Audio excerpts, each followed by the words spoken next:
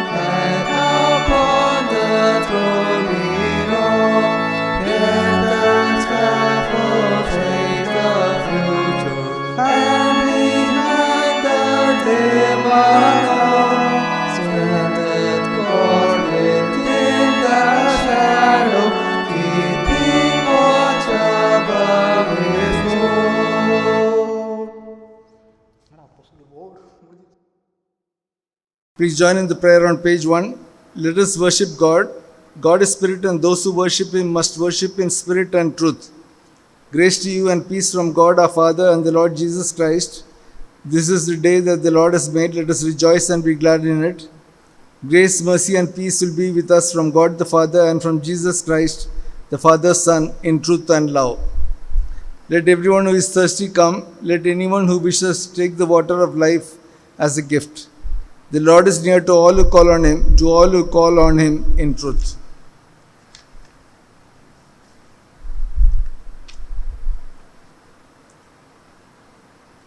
Humbly confess your sins. Join us in the prayer on page 11.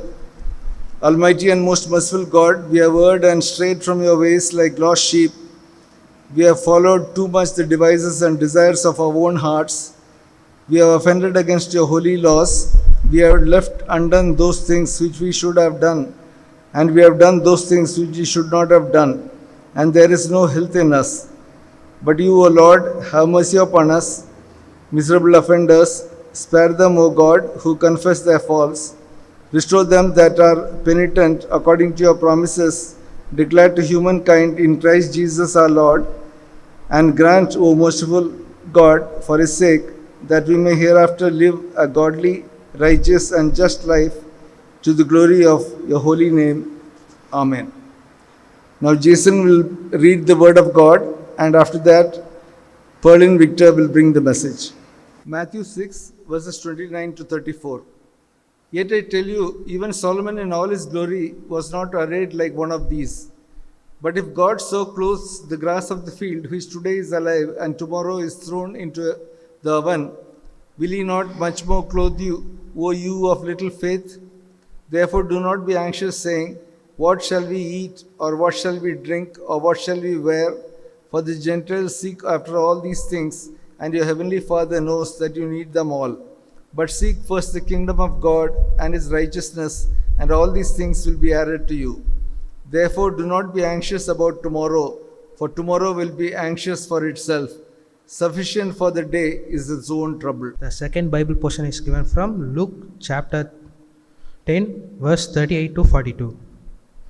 As Jesus and his disciples were on their way, he came to the village where a woman named Martha opened her home to him. She had a sister called Mary who sat at Lord's feet listening to what he said.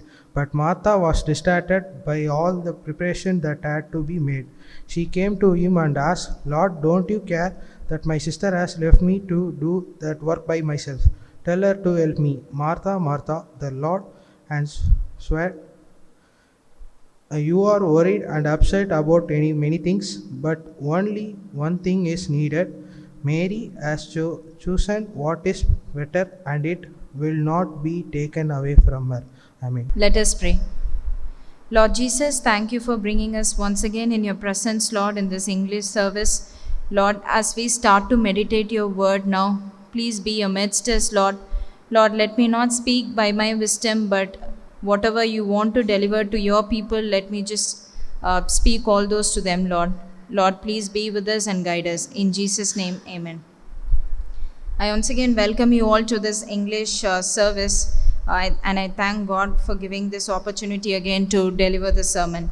So today's topic, we will be meditating on the topic priorities of God's people or God's children. I'm not someone who has interpreted the Bible or has something, some very deep knowledge into Bible, but I wanted to speak this to the gathering today because this was something that I have experienced in my life. And the God has urged me to put this here so that the rest of the people who do not know this can know about this and also can taste the love of God. So talking about priorities, so what is the priority that we talk about? It's important things, the most important things that we rank in our life. So if we ask anybody, everybody will have priority. Even there's a quote saying priority is a key to success. Without priority, you will not have a direction. So priority will actually provide a direction in your life. So if you ask anybody, they'll say my family, my career, and my financial stability, and setting up a very peaceful life and having a good mental health is my priority.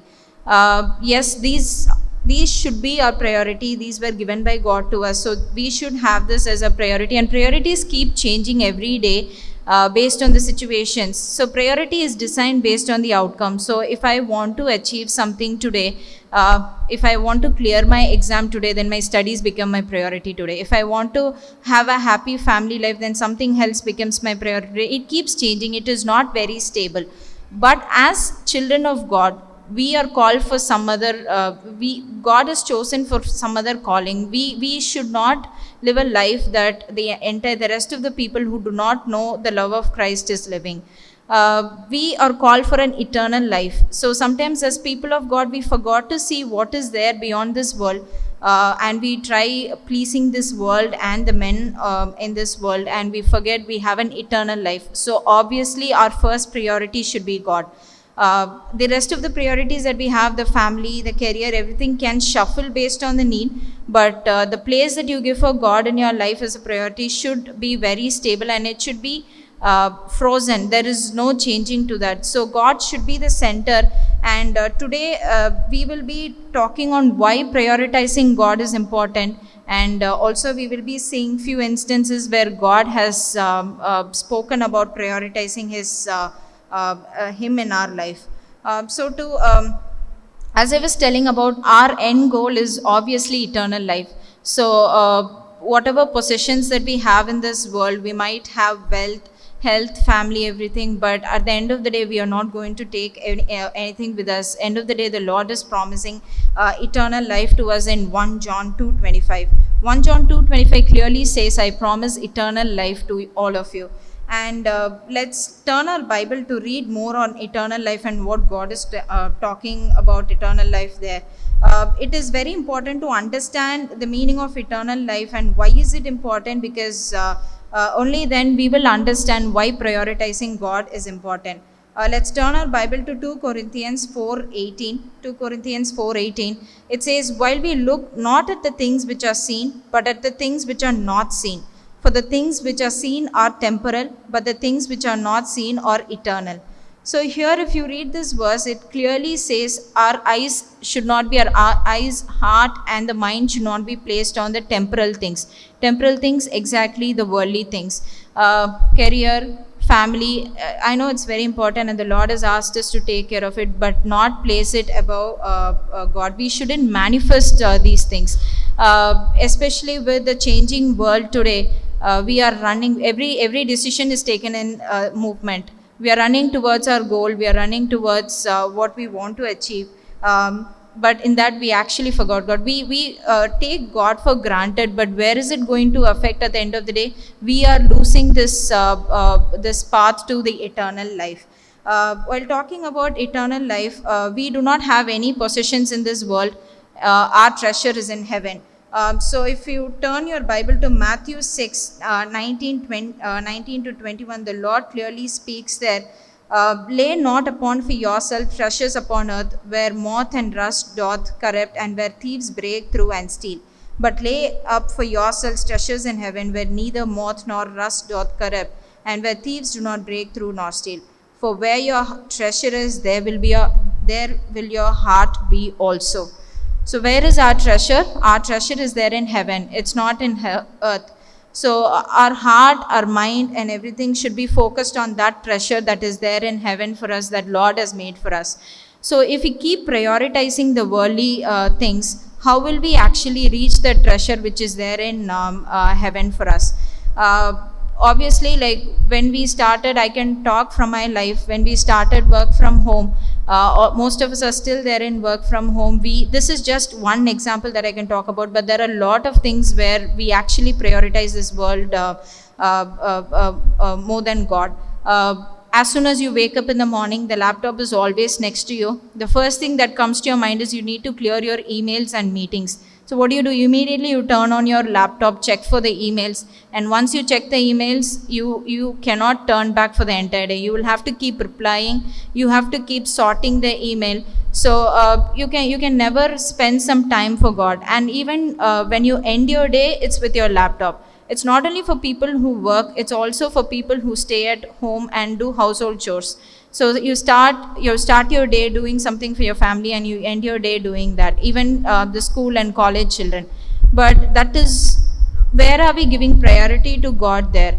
As soon as you wake up in the morning, the first hour of the day should be for God. In the last hour, even if you can't spend last hour, at least few minutes, it should be with God. Talking to God and introspecting yourself to see if you have really prioritized God for the entire day. And also, many of us don't even think about using the first day of the week for God. The church, the Bible says there are many quotations in Bible where God talks about the importance of Sunday and spending Sunday in His presence. But even then, a lot of us have business, work, and even school and college children have their classes and tuitions on Sunday, and we don't prioritize God on those days. So what are we losing here? We are taking a lot of possessions on earth, but we are obviously losing the eternal life and the treasure which God has created for us in heaven. Obviously, when you do all this, we are manifesting men. We are keeping creations over the Creator. The creator who has made all this for us is Lord Jesus Christ. But we have put him behind, and we have put the creations, which is the worldly things, on top. The Lord talks about the consequences of putting creations over the creator in Colossians 1:15 to 17. Let's turn our Bible to Colossians 1:15 to 17. Okay. So here it says, "Who is the image of the invisible God, the firstborn of every creature? For by him were all things created that are heaven and that are in earth, visible and invisible, whether they be thrones or dominions or principalities or powers. All things were created by him and for him. And he is before all things, and by him all things consist." Clearly, it says here the Lord created everything. The Lord created the power. The Lord created heaven and earth, thrones, principalities, visible, invisible, and everything. And He is before all things. But is it really the situation now? I would say, from my personal life, it was not until few months back. So I would always keep the creation in top and the creator at the bottom, because we always tend to take God for granted, because anyways, even if after doing all this, if you go and beg for mercy to him, is a very gracious God. He is ready to forgive you and then accept your forgiveness that you're asking. So it's in a cycle. It keeps going, but it clearly says in the Bible that we shouldn't prioritize anything before God, and everything is created by him should be under him.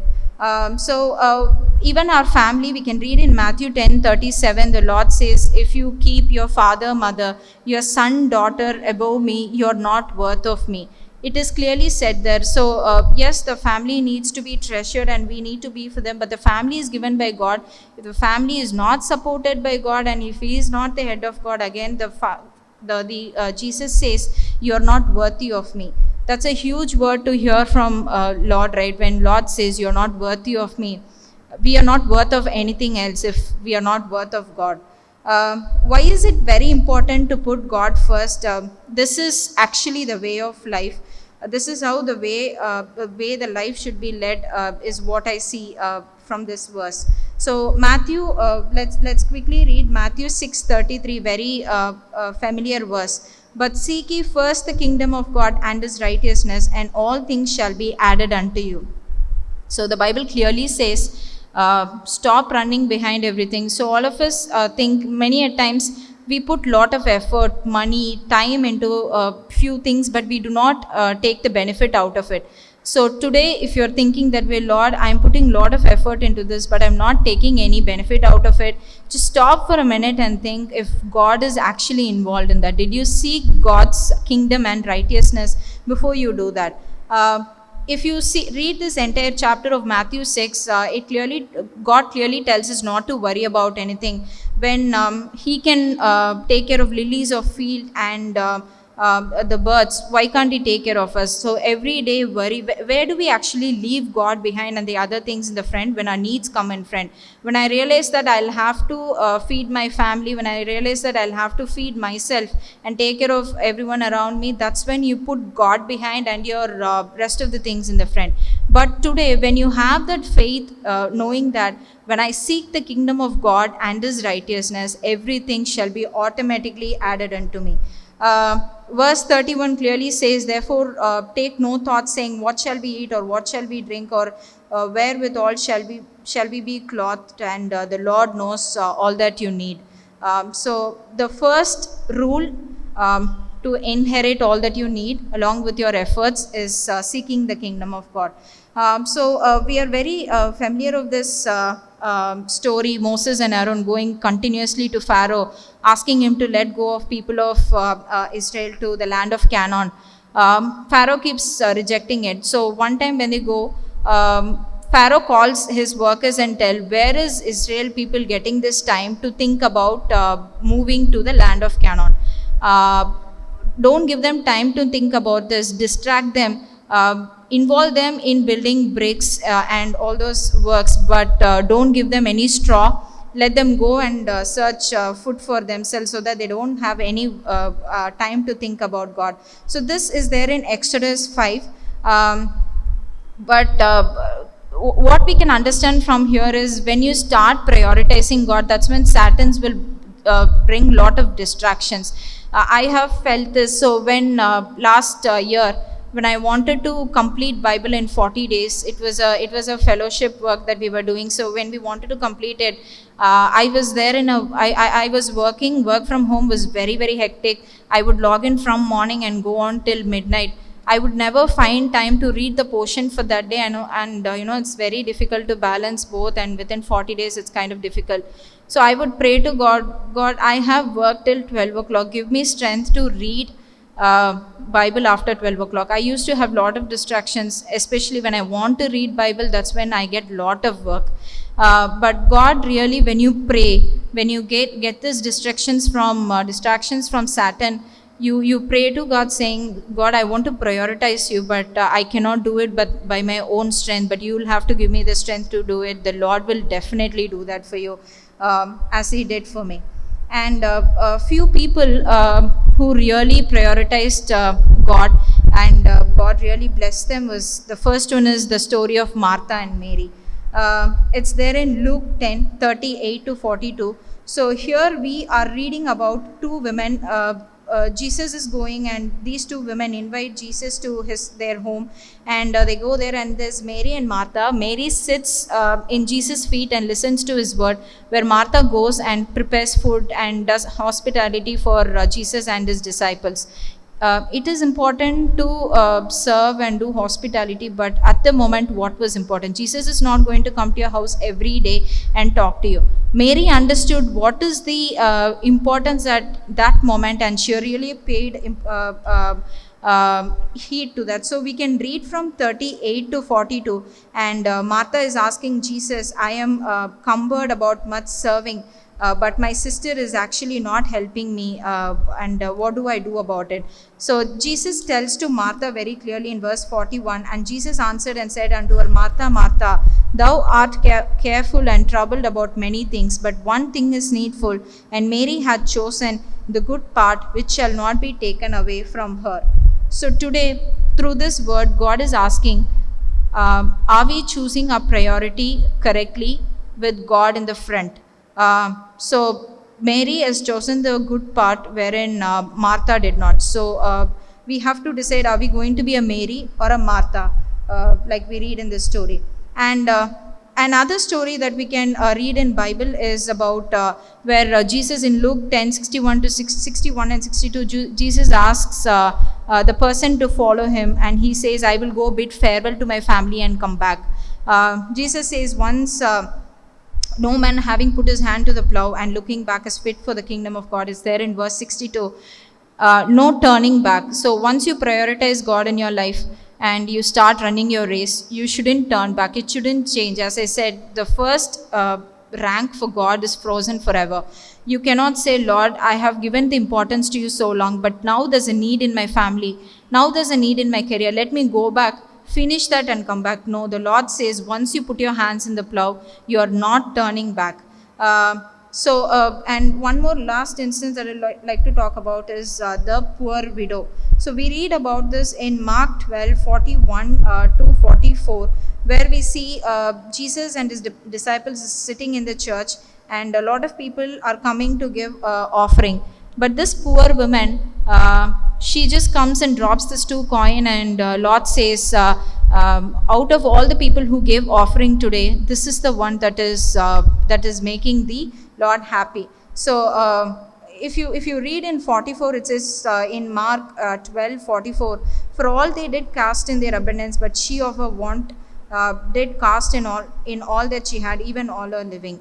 So the first thing that we spoke about for Martha is about giving God the time that he deserves, the time that we need to give to him. And second one is not turning back after prioritizing God. And the third point is giving the first benefit to God out of the pay that we receive. So this woman, if you read, she's a poor woman, and she has had only this 2 coin, and that is all of that she had. But she did not give a second thought about it. She went and immediately dropped this 2 coins inside the offering box. So that really made God happy. But today, is that the real situation? We are earning, we are taking care of all our needs, and then whatever is spending, we are giving it to God. No, it's not that way. The first portion of your earning has to go to God. The Lord clearly says in Bible, the 1/10 of your earning has to come to me. So 3 things that we learn from this instance is, first one is prioritizing God and giving his time. Second one is prioritizing God and never turning back from it. Third one is prioritizing God in terms of the tithe that we have to give for his ministry. So once we do all this, we really need to understand we are only here for the day, but we have to face eternity someday. Time wasted on earth is already done if you have not prioritized God. If you think that you do not, very common comment anybody would say is, I do not have time to read Bible. Just start listing down the things that you do for the entire day and put a time around it. You will definitely have things that you can avoid and start providing that time to God. So that introspection is very important. And before I close, I would like to read a verse from Colossians where God speaks about placing our mind on him. It's Colossians 3 verse 1 to 4. If ye then be risen from Christ, seek those things which are above, where Christ sitteth on the right hand of God. Set your affection on things above and not on things on the earth. For ye are dead, that your life is hid with Christ in God. When Christ, who is our life, shall appear, then shall he also appear with him in glory. So the Lord clearly says, set your affection on things above and not on things on the earth. I know it's very difficult. It's easier said than done. But as we keep practicing, it will become an habit. Like how you walk, your legs has to go in the front and in the back, and then you need to read something, you need to extend your arm. These are all habits that are set in your subconscious mind. The same way, it's difficult to prioritize God when we have been giving importance to worldly things. But once you start practicing it today, automatically, before you do anything in life, make any decision, before you start your day, before you start your week, and do anything or buy anything, automatically your mind will think, am I actually prioritizing God here? So prioritizing God is attached to many other things that we need in life. Prioritizing God will actually lead to living a holy life, because when you prioritize God, you will not make any sin, because you're actually doing what God wanted and what's God's will, and God will give you the direction. In the beginning, it will be difficult, as we read in Moses and Aaron's story. It will be difficult, but the end will give us a satisfaction, because it was what we received directly from God. Let us pray. Lord, thank you for speaking to us today, Lord. Lord, if we are not prioritizing you, and if we are giving importance to the worldly things, and if we are prioritizing creations over our Creator, please speak to us today, Lord. Let us spend some time in your presence today and pray and introspect ourselves to understand things that can take a back seat, and let's put you in the front, Lord. Lord, give us the heart to do this. And as we do this, the Satan will definitely bring us a lot of distractions, and give us the heart to overcome that as well. Lord, bless this entire week and be with us. In Jesus' name, amen. Thank you, Pauline. Please join with me in the Apostles' Creed.